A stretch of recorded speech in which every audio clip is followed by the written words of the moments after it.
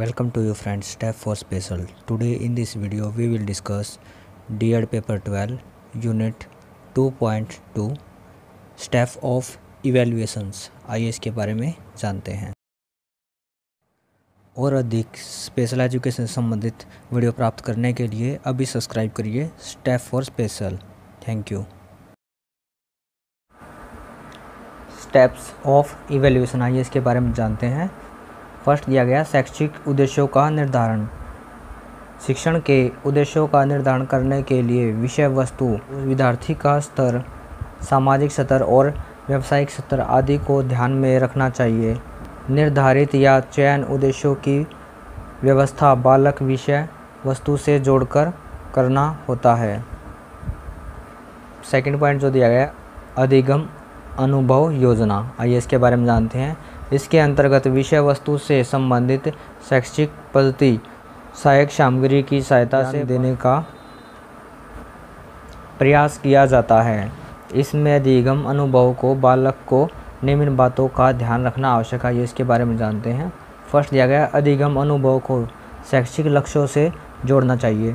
जो बालक के अधिगम के अनुभव हैं उनको शैक्षिक के जो लक्ष्य हैं उनके साथ जोड़कर उसको एजुकेशन देनी चाहिए, उसके साथ उसका मूल्यांकन करना चाहिए। सेकंड दिया गया है अधिगम अनुभव को बालक के लिए अर्थपूर्ण बनाना। थर्ड दिया गया है पर्याप्त अधिगम अनुभव होना चाहिए। फोर्थ दिया गया है अधिगम अनुभव को छात्र की परिपक्वता के अनुसार होना चाहिए।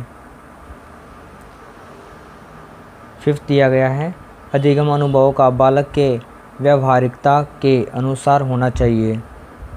ये यहाँ पर इसके ऑप्शंस दिए गए थे। अब आइए इसका जानते हैं। थर्ड ऑप्शन मूल्यांकन तकनीक का चयन। शिक्षा का वास्तविक उद्देश्य बालक के अंदर कुछ परिवर्तन लाने से होता है। प्राप्त किया गया अधिगम अनुभव प्रत्यक्ष या अप्रत्यक्ष रूप से बालक में हो सकते हैं। यह बालक में हुए परिवर्तन को न्यूमेरिकल स्ट्रैटेजीज के रूप में प्रकाशित करने की एक तकनीक है, यहाँ पर यह बताया गया है। आइए इसके फोर्थ पॉइंट के बारे में जानते हैं। मूल्यांकन करने की तकनीक। बालक में हुए परिवर्तन को देखने के लिए मूल्यांकन की आवश्यकता पड़ती है, जिसके लिए हम उचित मूल्यांकन तकनीकों का प्रयोग करते हैं। अब यहाँ पर बताया है कि शिक्षा के दौरान अनेक प्रकार के जो ट्रेनिंग सेशंस हुए हैं उसके बाद बच्चे के अंदर किस प्रकार का परिवर्तन हुआ है उसको देखने के लिए मूल्यांकन की आवश्यकता होती है। मूल्यांकन करने की तकनीक, आइए इसके बारे में हम आगे जानते हैं।